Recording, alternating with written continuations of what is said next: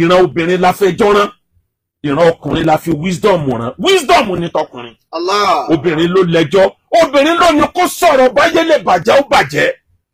Ọkùnrin tó rí ẹ̀ bá pẹ́ ní ó lo wisdom. Tó bá níyàwó nílé, kì í ṣe gbogbo ohun tí ìyàwó inú ilé ẹ̀ sọ nígbà tí ń bínú yẹn ló mìíní ẹ̀ o. Ìyàwó ilé ẹ̀ lè sọ fún ẹ pé ẹ̀yin olòṣì tí ò lè dáa fún wọn láyé yìí. Kò mìíní ẹ̀ tínú bá ń bí obìnrin lọ́wọ́ kò sí tí ò lè fi àwọn àṣeyọrí tó tún ṣe. Àwọn state tí ń bẹ Nàìjíríà lónìí ó jẹ́ 36 àbí 35 tá a bá yọ federal capital kúrò. Ṣé 37 ni 36 pẹ̀lú federal capital ó jẹ́ 37. 1/3 gbogbo ń ta níyẹn òun ló create 1/3 gbogbo state tí ń bẹ ní Nàìjíríà. Ẹ jẹ́ n sọ díẹ̀ nínú àṣeyọrí Babangida kẹ́ ẹ wá wo ìgbéraga àti bínú bó ṣe rọ́ọ̀bù ẹ̀ ní gbogbo àṣeyọrí. Òun là bá máa pè ní Nelson Mandela Nàìjíríà. Kí gbogbo ẹ̀yin olólùfẹ́ apàdà sórí ìkànnì Yorùbá Space TV níbi tá a ti máa ń mọ àwọn ètò àti ìròyìn wá fún yín lólókọ̀ òjọ̀kan gbogbo tó ń ṣẹlẹ̀ káàkiri Nàìjíríà pàápàá nílẹ̀ Yorùbá ti wa. Ẹ wo tó bá jẹ́ ìgbà àkọ́kọ́ tí yín rè lórí ìkànnì yìí ẹ bá wa subscribe ẹ sì má gbàgbé láti tẹ bọ́tìn kékeré tó dàbí àgbo yẹn tí yóò máa ta yín lóko nínú ìgbà tá a bá ti mú fídíò tuntun wá síta. Ẹ wo èyí tá a tún fún wa fún yín lónìí àrà ọ̀tọ̀ ni ó yá ẹ wá lọ bó ṣe ń lọ ẹnì tó níbẹ̀. Dání tó bí Ọlọ́run nú jù àkọ́kọ́ tí Ṣètánì gbé dání tó bí Ọlọ́run nú ní operation pull him down. Ó rí pé ọjọ́ oríire ànábì Ádámù lóde yìí òun la fẹ́ gbére fún. Ọjọ́ náà lọ tako ànábì Ádámù ó sì lè jẹ́ pé òun nírí Ọlọ́run ló pè lógo, ó sì lè jẹ́ pé òun ni wọ́n Ọlọ́run fẹ́ rán lọ sáyé, ó sì lè jẹ́ pé òun ló fẹ́ ṣe ní khalifa the first ruler in the world. Why tó jẹ́ Ádámù why tí ò jẹ́ mi? Àkọ́kọ́ ń tó fà bínú Ọlọ́run lórí Ṣètánì nìyẹn. Èkejì ń tó fà bínú Ọlọ́run lórí Ṣètánì ni pé àwa ti wà lẹ́ni àpọ́nlé sílẹ̀ yìí náà tó wá dẹni àpọ́nlé ni.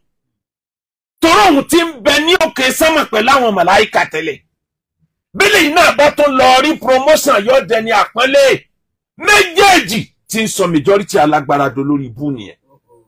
Ló jẹ́ ń sọ wípé ìka ọjọ́ kan ó yára ba oríire ayérayé jẹ́ ju any other thing lọ. Allah.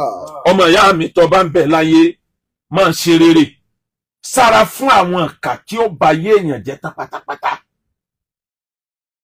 Ẹ worú ọmọkùnrin tó pààyàn nílùú Ìlọrin. Káti ẹ̀ sọ pé Ṣètánì lò tán yányán kó wá ní Ọlọ́run mi ìfẹ́ gbogbo ẹni tí bá ṣe òfo kò láàrọ̀ fún yàn. Wọn kì í lálẹ́ wọn kì í láàárọ̀. Ó lè jẹ́ pé lórí ìran keje lègún tó kúrò lórí wọn. Kó tiẹ̀ wá ní Ọlọ́run ó rí mi bí.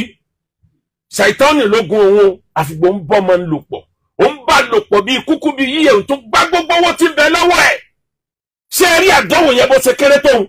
Ó lè ráforíjì lọ́dọ̀ Ọlọ́run èyí tí ò lè ráforíjì lò fún ọkọ̀ láàrọ̀ tọ́dánwò. Allah. Bíbínú Ọlọ́run ọba bá dé ó lè ran gbogbo àwọn fámìlì rẹ̀ tí wọn ò mọ̀gbà tí ń dáràn. Allah. Ọmọ ìyá mi tá a bá ń bẹ láyé ẹjá ṣe rere láàrin ọkọ àtìyàwó rere dọwọ́ wa.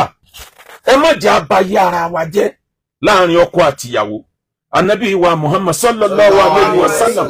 Ànábì ní awwalu ma tus'alu ani al-mar'a yawm al-qiyamah an salatiha wa an akli zawjiha. Àkọ́kọ́ ntọ́lọ̀ wọn béèrè lọ́wọ́ obìnrin lọ́jọ́ gbéǹde alkiyama tí ó dẹ̀ béèrè lọ́wọ́ ọkùnrin náà lọ́jọ́ gbéǹde kiyama lẹ́yìn pọ́lọ̀ ń bá béèrè pé bó ló ṣe sinmi tó láyé kó tó béèrè nǹkan tó kù ìwà wo ló wù sọ́kọ rẹ̀ bó ló ṣe bá yé ọkọ rẹ̀ jẹ́ tó kù ń bẹ́ ọba yé ẹ̀jẹ̀ ni àbò tún ṣe. Behind the success of a man there must be a woman. Òdodo ọ̀rọ̀ ni. Behind the destruction, behind the pulling down of a man, there must also be a woman.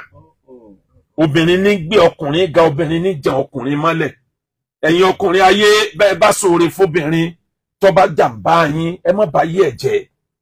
Ẹ má bà yé ẹ̀ jẹ́. Kẹ́ ẹ fà lọ́lọ́run lọ́wọ́ pé gbogbo ohun tí mo ṣe fún ọ, mo yọ̀dá rẹ fọ́lọ́run.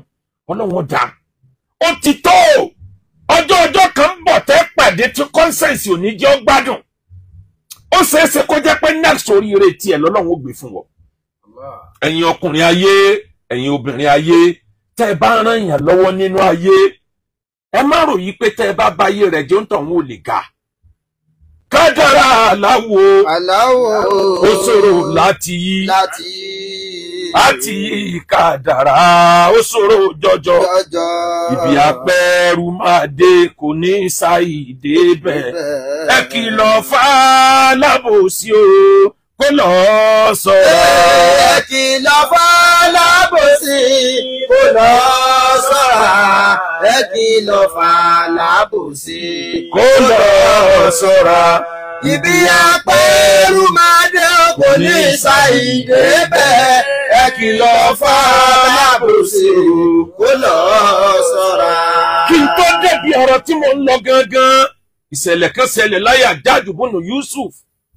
Ọkùnrin obìnrin ayé tẹ́ bá ti fẹ́ra yín níyàwó ẹ ṣe pẹ̀lẹ́ ẹ má bà yí ara yín jẹ́ ẹ mọ̀ gbẹ̀yìn ọ̀rọ̀ ìbẹ̀rẹ̀ ọ̀rọ̀ lẹ̀dámọ̀ Ọlọ́run nìkan ló mọ̀ pín ẹ̀. Hajjaj ló fẹ́ ọmọbìnrin kan ó fẹ́ ọmọbìnrin yẹn ó jẹ́ aráàlú India ọmọbìnrin yìí rẹwà pọ̀ ó wá àdìjọ́ kan ọmọbìnrin yẹn wá ń wo mìíràn gbogbo èèyàn dẹ̀ máa Hajjaj pé no nonsense governor ni ẹ̀mí èèyàn ò jọ lójú tó nǹkan kì í rò lẹ́ẹ̀mejì ẹni ọba ti dáràn pípa kó máa bá lọ ni ẹni tí ò dáràn pípa gan lè forí kó.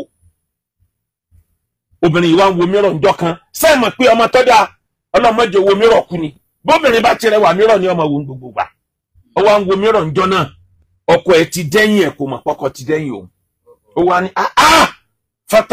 fatabarakallahu ahsanul khaliqin ọlọ́mọ mọ̀ yẹn dá mo ṣe beautiful mi ìbàjẹ́ náà o ọmọ pọ̀ síbẹ̀ Ọlọ́run ó máa kú iṣẹ́ lọ́jọ́ tó dá mi ó máa kú iṣẹ́ iwájú pé ẹ̀yìn pé skin pé bọ́dì ò rí jágbajàgba ó tún maintain figure imú ló tún point yìí eyín ló straight yìí mo rẹwà pọ̀ ó lámọ̀ bí mo ṣe rẹwà tó ntọ́lọ́ ń ṣe fóun tí ò tẹ̀hún lọ́rùn lọ́kọ́ tọ́lọ́ ń fóun torí bí nàkí ayé ń pè lọ́ba àwọn ọmọ pé nàkí ni bó bá sọ sílẹ̀ ńgbà míì àríbí ọ̀bọ àríbí nàkí tó Ọlọ́run tó bá bọ́ òun lọ́mọ jọmọ ó jọ òun ni o mọ́jọ òjọ ìnàkí ọkọ òun.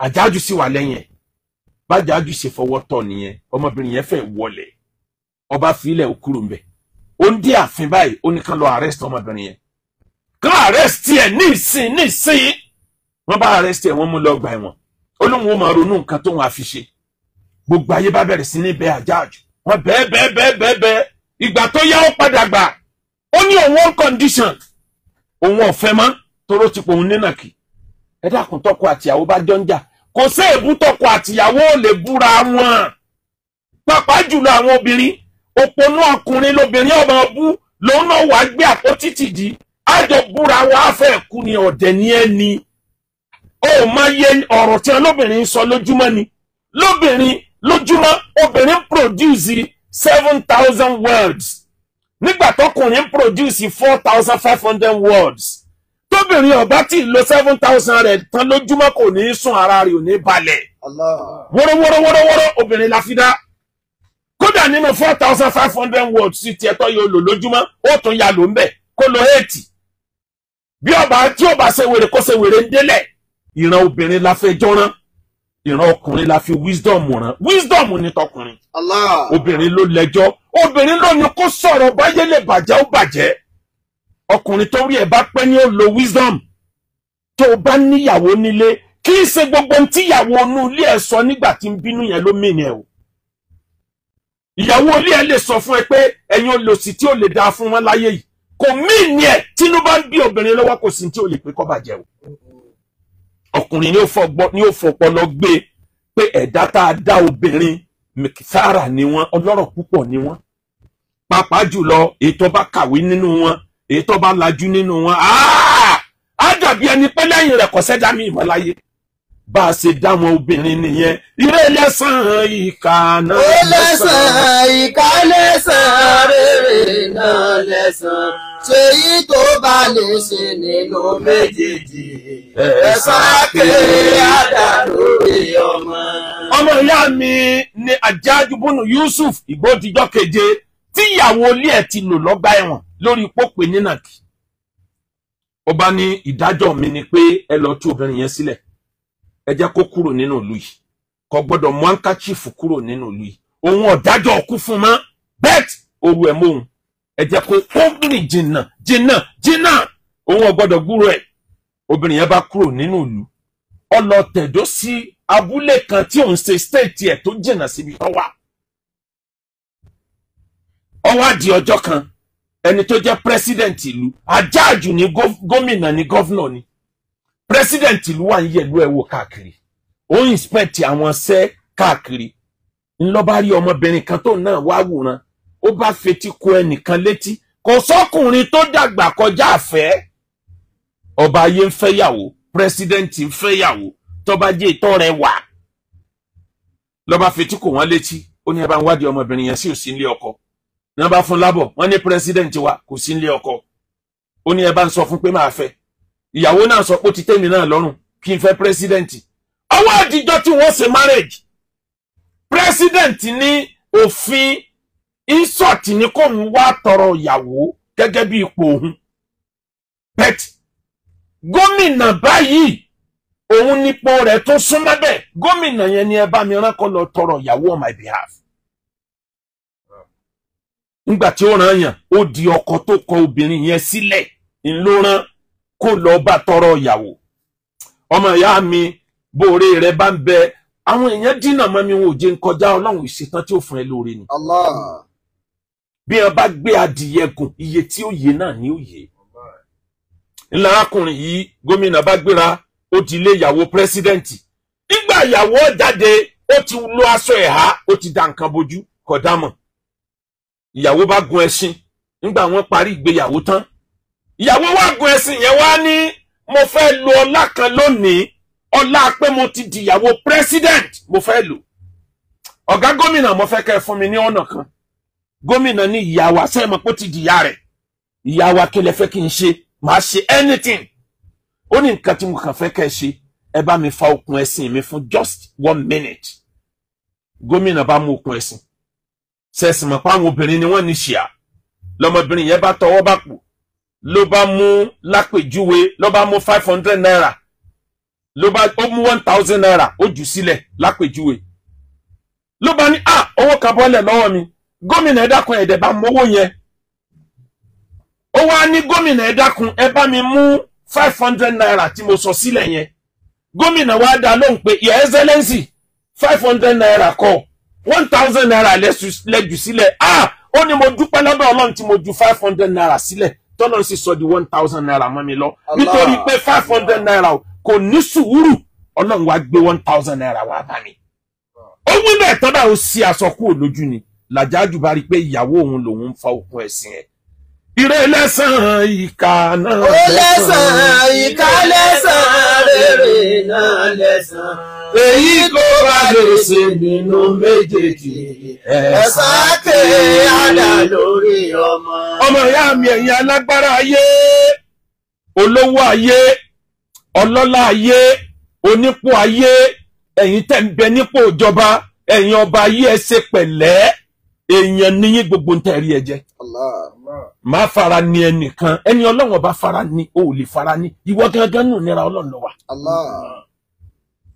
Ẹ má máa bínú jù. Ìbínú ọjọ́ kan ìgbéraga ọjọ́ kan ó lè ba àṣeyọrí ẹgbẹ̀rún ọdún jẹ́.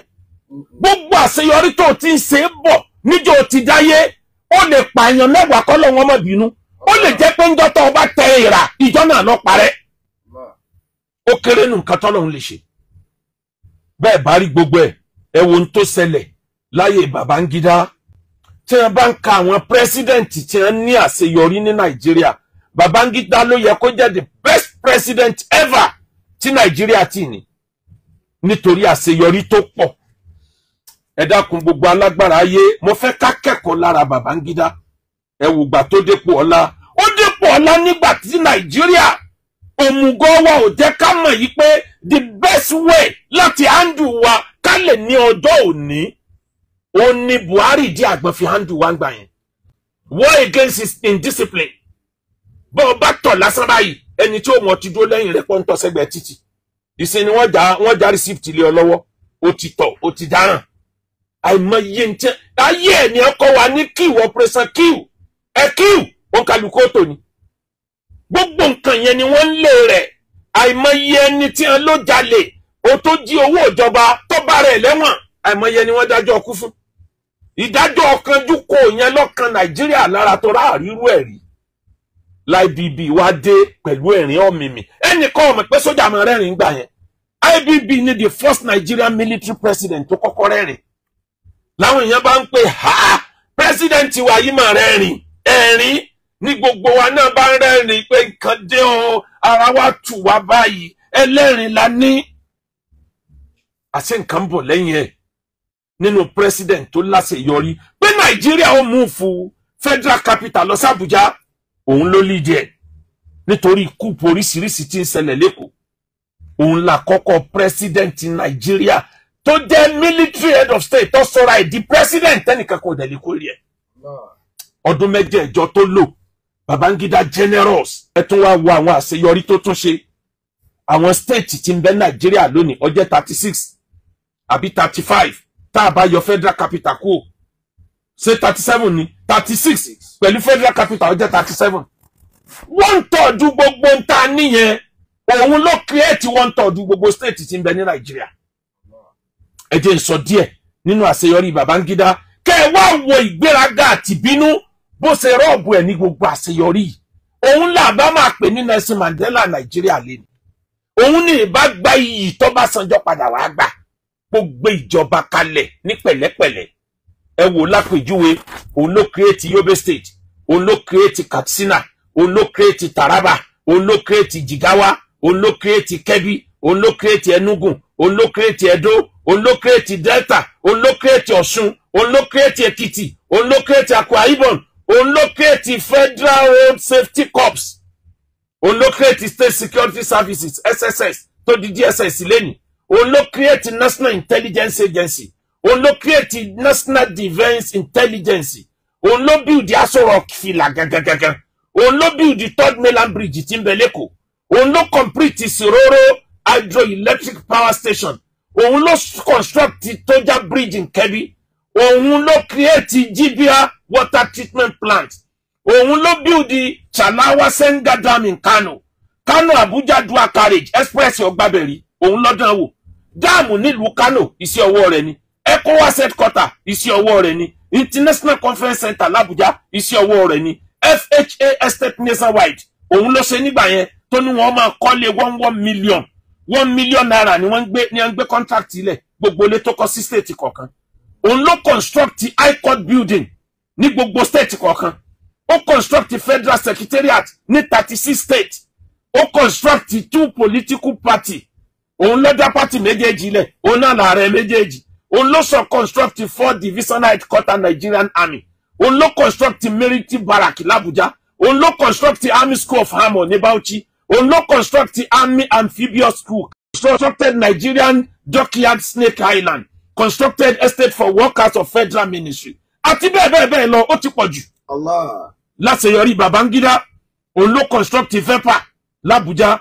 Òun ló construct National Eye Center Kaduna. Òun ló construct Smelter Company Ikota Abasi. Òun ló construct Supreme Court òun ló build ẹ̀. Àtàìmọye kódà Àjàòkúta Steel Company òun iṣẹ́ ọwọ́ rẹ̀ ni. Abuja International Airport iṣẹ́ ọwọ́ rẹ̀ ni.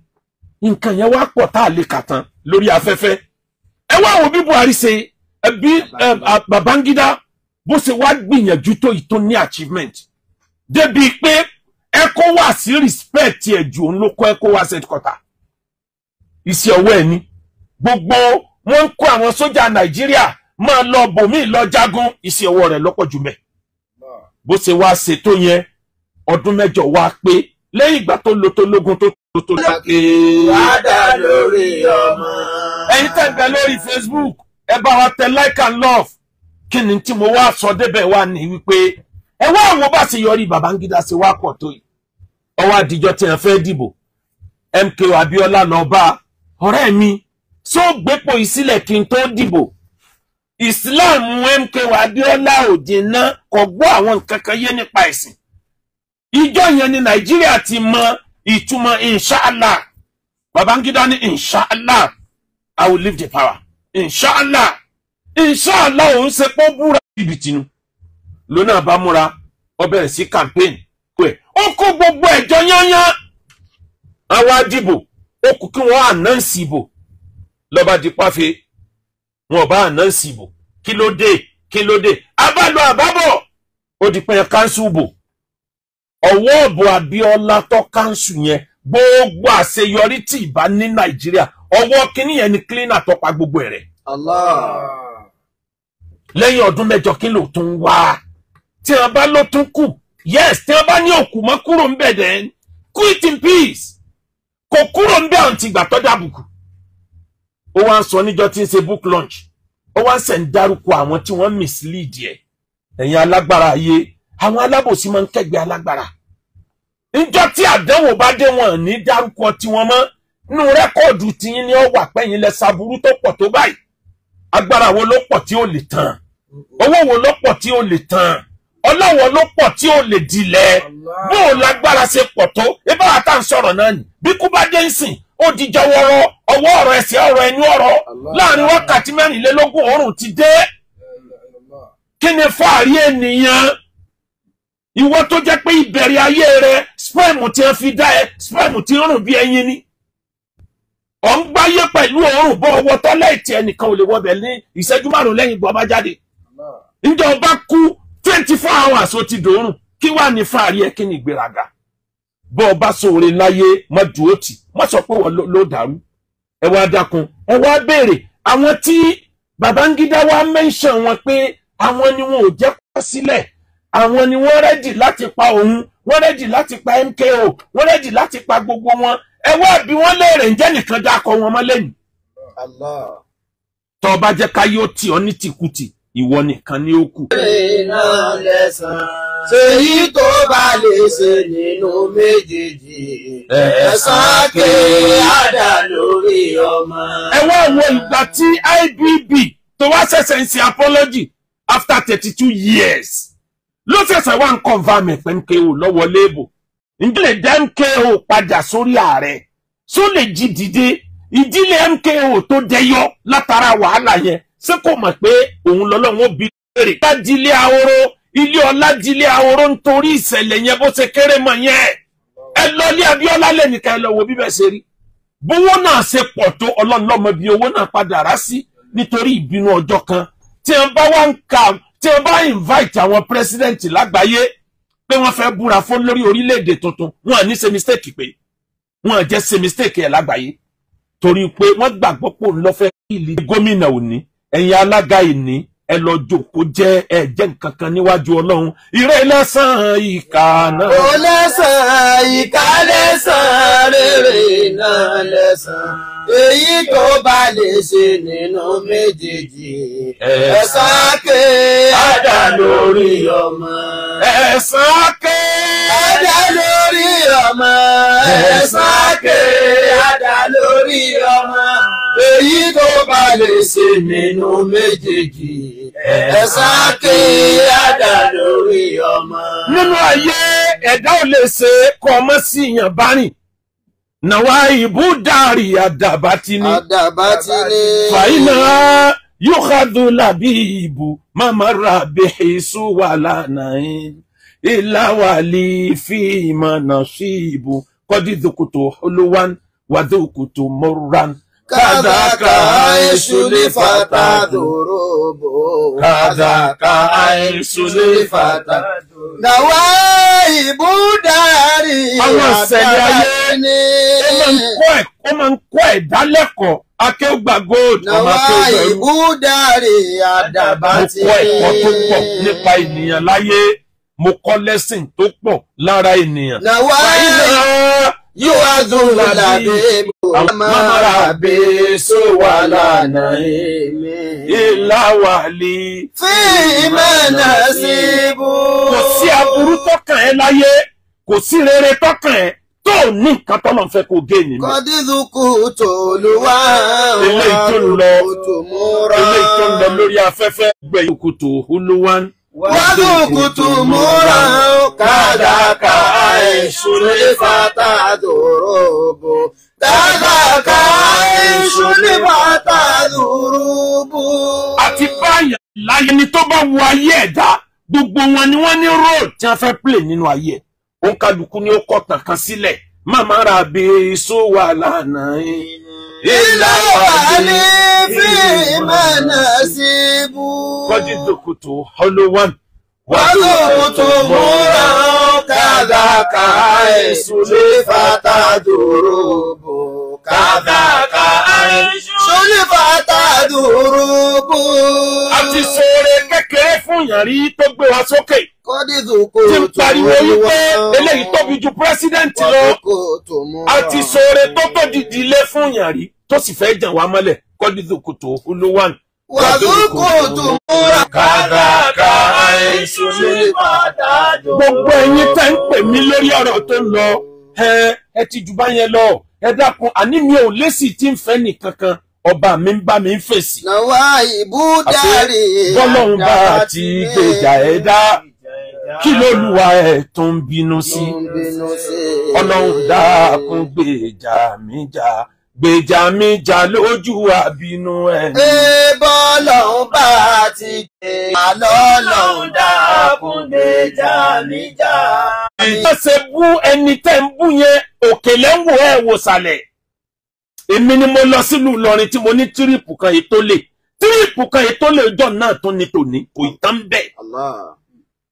wọ́n fẹ́ stage comeback ni àdẹ̀ní gbà ilẹ̀ Yorùbá ti lálàáfíà ní traditionalist ẹ̀ṣẹ̀ tó ga jù tí mo ṣẹ̀ wọ́n ni pé mo ń wá àlàáfíà nílẹ̀ Yorùbá olórí ẹ̀ṣẹ̀ tí mo ṣẹ̀ náà tí wọ́n bá rí ẹnìkan arákùnrin tí mò ń wí tó bá fẹ́ bayé ẹnìkan jẹ́ àwa awẹ́ nìkan tó ti ṣe tó burú táwọn èèyàn ń ṣépè fún lọ́wọ́lọ́wọ́ àwa díràjì ó ń tọ̀ ń lọ bá a káyé ó lè máa ṣépè fún wọn pọ̀ irú ẹ̀ lọmọ tó pààyàn nílọrin wọ́n fẹ́ díràgì mi lọ wọ kéèsì ọmọ tó pààyàn ńlọrin pẹ̀lú pé ẹlẹ́bọ ni gbogbo ariwo yẹn àmọ́ àníyàn mi ó gbà mí sílẹ̀ trust táwọn èèyàn ti ní nínú mi pé àlàáfíà ni mo mọ̀ ń wá láyé ó gbà mí sílẹ̀ mi ò lọ́rọ̀ tí ń sọ lórí ẹ̀ jù bẹ́ẹ̀ yẹn lọ bọ́lọ́hún bá ti gbèjà ẹ̀ dáadáa kí l'Olúwa rẹ̀ tó ń bínú sí.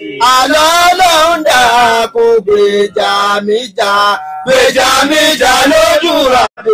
lásìkò tó pọ̀ má sọ di inú Ramadan ẹ̀yin èèyàn wá sí inú Ramadan ọdún yìí yóò kún fún ẹ̀kọ́ tó pọ̀ yóò gbóná dáadáa yóò kún fẹ́kọ̀ọ́ ní wulẹ̀ dákọ̀ rédíò station ní tìtorí olè wà rédíò station kan kó tún máa dákọ̀ bùnmí àmọ́ o ní Lagos State a ní rédíò ní rédíò station mẹ́ta ńlá ti níwàásí ní Lagos State méjì lóru ọ̀kan lálẹ́ ní Ọ̀yọ́ State a níwàásí ní rédíò station mẹ́ta aago 4:30 4:30 dájí tá a ti ń lo Fresh FM bọ̀ láti bí ọdún 10 náà látún continue tí wọ́n bá gbé akó ń bẹ̀ mo dẹ̀ jẹ́rìí Dr. Ayéfẹ́lẹ́ a maintain 4:30 wa torí ńlá ń lò bọ̀ láti yẹ ọdún yìí anybody tó bá fẹ́ dọ́gbọ́n gbé wa kúrò ń bẹ̀ kó lọ ní sùúrù kó náà gba ibi tó fẹ́ gbé wa lọ yẹn kò lè work ó bá sì wá jẹ́pọ̀ náà lọ́gbà kò sí tó burú a lè mọ wòran ní Ọ̀yọ́ State radio station mẹ́ta